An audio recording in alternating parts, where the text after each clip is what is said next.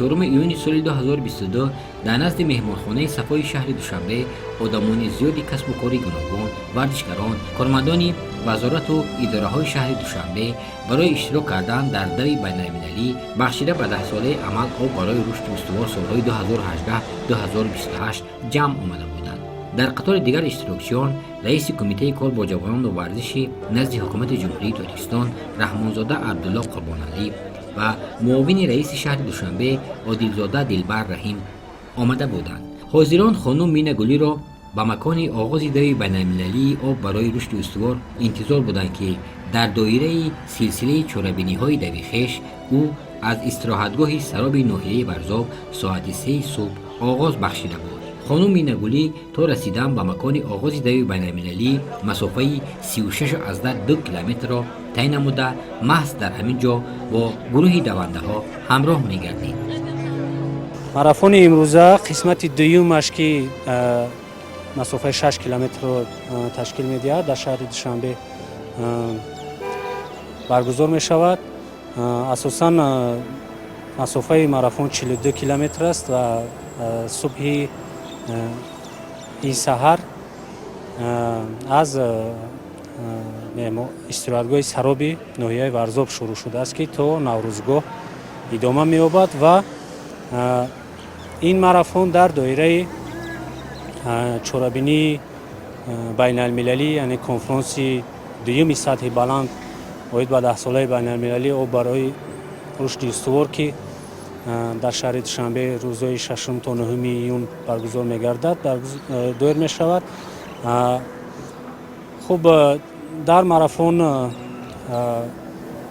یعنی در برابر ساکنان شهر دوشنبه همچنین مهمانان اشتراکچیان کنفرانس بین المللی شهر دوشنبه امکان دارند اشتراک کنند و در این سطح بین المللی یعنی اشتراکچی یک رویداد سطح بین المللی باشند.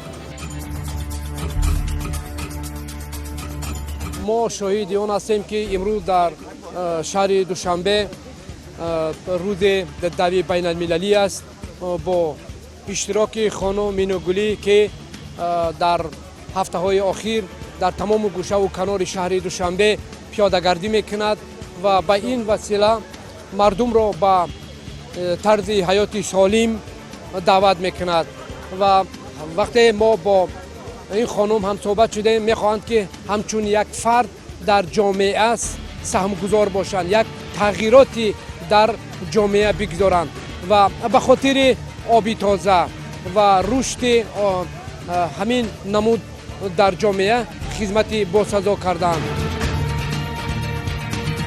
قسمت زیادی اشتراکچیان دور ورزشکاران تشکیل می‌دهد. ریزقدین رجب از مکتب جمهوری مهارت عالی ورزشی روید به نمودهای گوشتین همراه چند از شاگردان خویش آمده است. از مکتب نمود ما زیاده از 20 نفر در این مقطع اشتراک داریم. برای شخصیت یعنی که سلامتی باشه، برای جامعه یعنی که آبادی، یعنی برای یکی از تاجیکستان بیرون یعنی که در قطعه دنیا چیکار میگم که زندگی است، حرکت زندگی است، آب زندگی است، یعنی که ما نشان میدیم که ما دولت ما یعنی چیکار به طرف نیست بابت یعنی که آبادی در تمام دنیا و صلح و صلاح.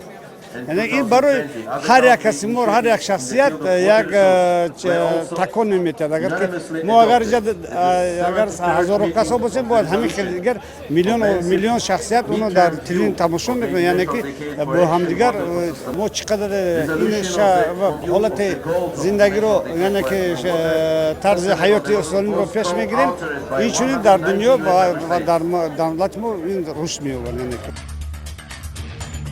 مجتمعانی تاجیک موضوع چوری و از ورزشکاران صاحب نام تاجیک است که بارها در این گونه چهاربینی‌ها اشتراک کرده است و گفته وی دوشنبه یک شهر ورزشی است. تست برگزار شدن چهاربینی‌های گوناگون دو و دیگر نمود مسابقه‌ها برای عمومیت ورزش در جامعه ما نقش کلان خود را گذاشته است.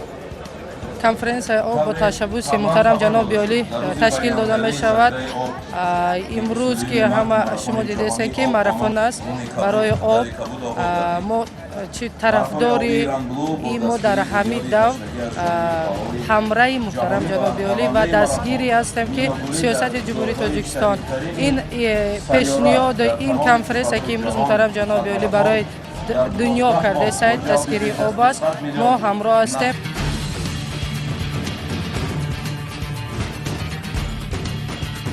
برای رشد ورزش، برای انکشاف و سلامتی خلق تاجیک بسیار نظررس است. از مکتب ما تقریبا 40 نفر ورزشگران و مربیان مؤسسه اشتراک کرده ایستادند. مؤسسه دولتی ما مکتب ورزشی است. ما البته در تمام چاره‌بینی‌هایی که از طرف کمیته کار با جوانان و ورزش جمهوری تاجیکستان اشتراک میکنیم و این چاره‌بینی‌ها اساساً برای سلامتی حیات سالم خلق تاجیک تشکیل کرده می شود.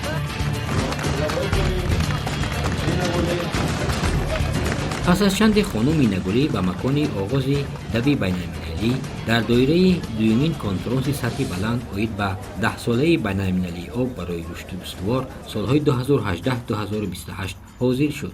چند در حلقه دونده های دیگر خانم مینگولی صحبت ها نموده با آنها عکس های خاطروی برداشت. این نهمین دوی مینگولی در منطقه های گوناگون تاجیکستان می باشد که در یک جایگی با دونده های دیگری از شهر دوشنبه به وی همراه شده در مجموع 42 کیلومتر را در بر می گرفت. در دایره کنفرانس باز ماراتون دوم هم هست که روز نهم در سمت مثلا دوشنبه وحدت اشتراکگاه امید برگزار می شود.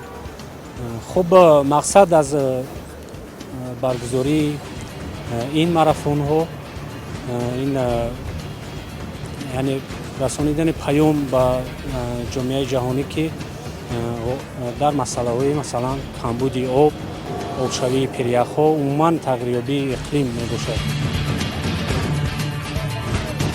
در دبی امروزه شهروندان خارجی و دانشجویانی که در کشور ما مشغول تحصیل هستند اشتراک داشتند. من نریندر از هندوستان. من student دانشجو ابیسینا مدیکل اینستیتوت. من برای ماراتون آمدن مشکل آب حل شود. اینجا در تاجیکستان آب بسیار زیاد است. در همش اسیا در تاجیکستان بسیار زیاد است. به این وجه تاجیکستان در دنیای آب یک چشمه است. ما تاجیک قزاقستان ما همین ماراتونda اشتراک میکنیم که همین مشکل آب حل شود. Ana hozir bugun biz marafonga turibmiz. ما حالا در ماراتون بین المللی در کنار دیگر شهروندان آسیای مرکزی اشتراک میکنیم و ما ازبکستانیان همچون همسایه در تشبس‌های بین المللی تاجیکستان اشتراک مینماییم.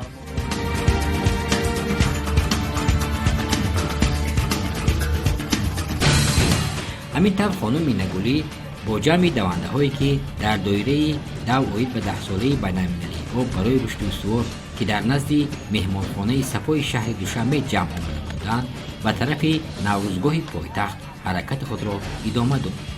از این نقطه تا نوروزگاه مسافه 6 کیلومتر را تشکیل می‌داد. امروز ما شاهد آن گشتیم که تشبس پیشوای معظم ملت در سمت آب بسیار نفوذ بلند دارند و نماینده‌های دولت‌های خارج که طور ما آگاه هستیم همه یک دیوانه دستگیری نمودند این تشبس‌ها را و امروزه چاره‌بینی که ما داشتیم دوی خانم مینگولی که ضمن برگزاری چاره‌بینی بسیار یک خرسندی خودشان را بیان نمودند و همزمان ضمن سخنرانی قید نمودند که در حقیقت تشبس‌های پیشوای معظم ملت از جانب خرد و کلان جمهوری دستگیری می‌یابد و امروز که در دایره برگزار نمودن کنفرانس سطح بلند وابسته به تشبس‌های تاجیکستان در آب برگزار می‌گردد و خرد و کلان تمام جوانان، نورسان، جوانان، ورزشگران، کارمندان، تمام قشر جامعه برآمدند و خانم مینگولی را همراهی نمودند.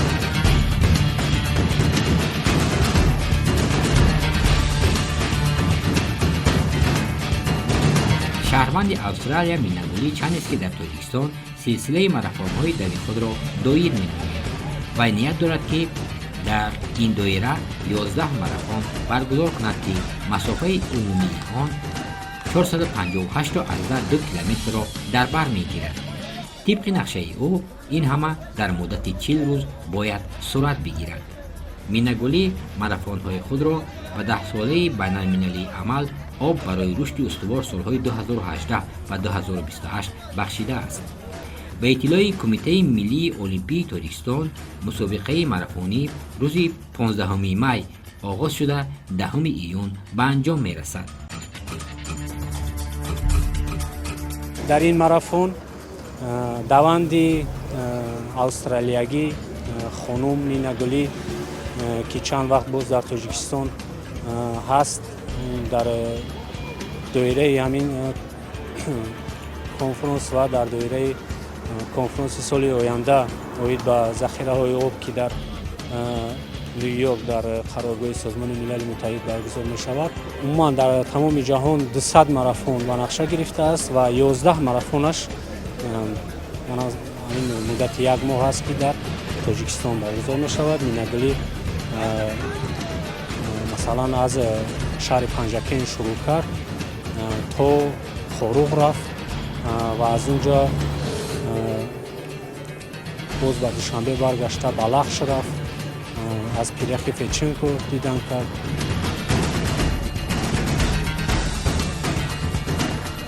دویمین کنفرانس سطح بلند 10 ساله بین‌المللی عمل آب برای رشد استوار از 6 تا 8 ایون در شهر دوشنبه برگزار خواهد شد. در ارتباط به حل مشکلات مربوط به آب در جهان، جمهوری تاجیکستان کوشش‌های زیادی را راه‌اندازی نموده است. از جمله با تشبث جمهوری تاجیکستان 8 قطعنامه مجمع عمومی سازمان ملل متحد در مسائل آب قبول شده از مهم و سریبختی بودن این موضوع شهادت می‌دهد. 10 ساله بین‌المللی عمل آب برای رشد استوار سالهای 2018-2028 از شمار اقدام‌های نوبتی تاجیکستان در ساحه آب است که در تقویت و سرعت بخشیدن و عمل‌های مشخص جهت تطبیق هدف‌های رشد استوار از جمله هدف‌های مربوط به ذخیره‌های آب نقش ارزشمند گذاشته است. تأمینات مردم جهان به آب روشن‌بینی از ادامه عملی‌سازی تشبث‌های سطح جهانی راهبریت عالی دولت و حکومت جمهوری تاجیکستان می‌باشد.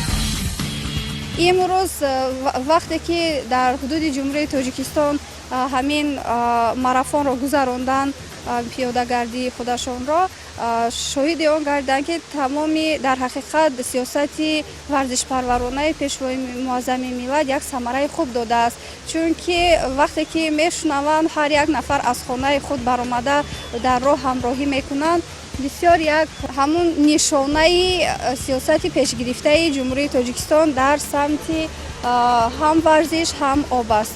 و امروز در شهر دوشنبه نیز باز یک بار دیگر شاهد آن گشتند که هم در سطح محل، هم در سطح مرکزها، هم در پایتخت جمهوری، هم اهالی خرد و کلان تمام قشر جامعه برای همین تشبث ها همراه هستند و یک دیوانه برآمده جانبداری نموده باز یک بار دیگر همون دستگیری خودشان را ضمن همین دعوی خانم نینا گلی نشان دادند.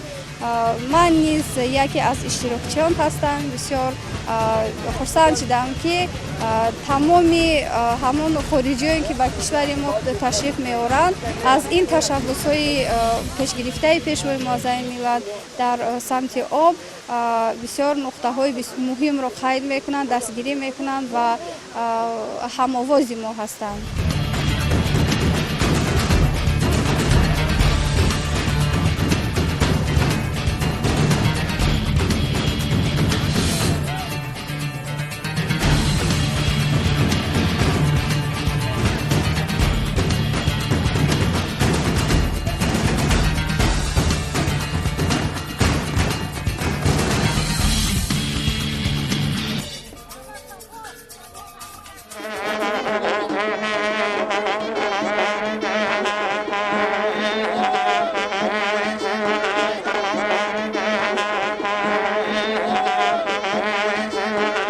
дар наврӯзгоҳи шаҳри душанбе давандаҳоро бо тантанаи махсус бо садои дафу карнаю сурнай пешвоз гирифтанд. маросими ҷанбасти ин чорабинӣ дар назди шаршараи наврӯзгоҳ баргузор шуд. минагулӣ дар назди ҳозирон сухан карда роҷеъ ба муҳимияти оби тоза дар ҳаёти мардуми ҷаҳон ва нақши варзиш дар ҷомеа изҳори андеша намуд.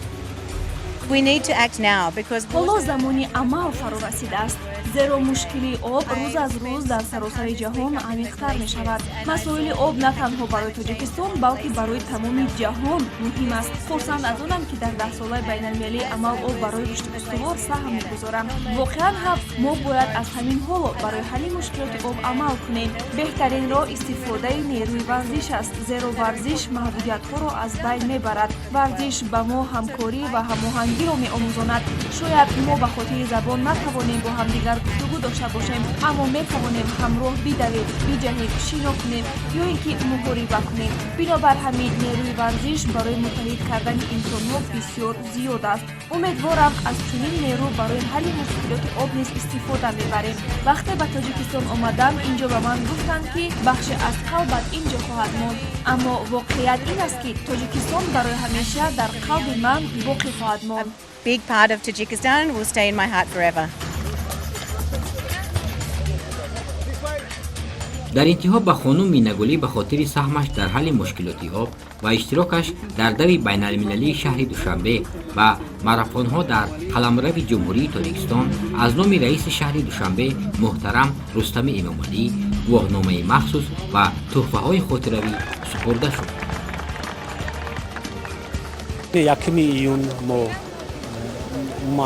дар ҷаҳон рӯзи дав буд, рӯзи ҷаҳонии дав, ва 5 июн рӯзи ҳифзи муҳити зист аст, рӯзи байналмилалии ҳифзи муҳити зист аст, ки ин чорабинӣ ба ин яъне санаҳо ҳам рабт мегирад ва ҳамчунин 23 июн дар тамоми ҷаҳон рӯзи байналмилалии олимпӣ таҷлил мешавад ва умуман ҳадаф аз баргузории ҳамаи чорабиниҳои варзишӣ солимии миллат аст, яъне ба варзиш ҷалб кардани ҷавонону наврасон аст,